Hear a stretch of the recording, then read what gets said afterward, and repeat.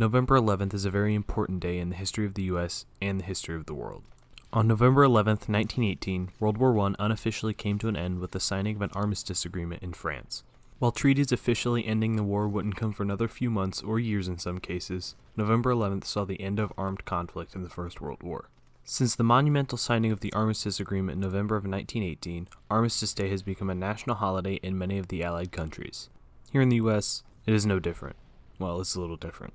Instead of Armistice Day, we call our Day of Remembrance Veterans Day. The very first Veterans Day was celebrated on November 11th, 1919, exactly 1 year after the formal cessation of fighting in Europe. On this date, President Woodrow Wilson said about the holiday, "Out of this victory there arose new possibilities of political freedom and economic concert. The war showed us the strength of great nations acting together for high purposes, and the victory of arms foretells the enduring conquest which can be made in peace when nations act justly and in furtherance of the common interests of men.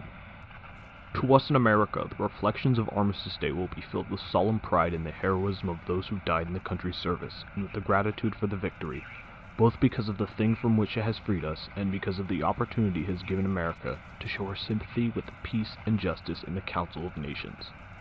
In 1926, Armistice Day was made a national holiday, and 30 years later, after Americans had once again braved another terrible war, President Eisenhower, a veteran himself, renamed Armistice Day to what we know it as today, Veterans Day.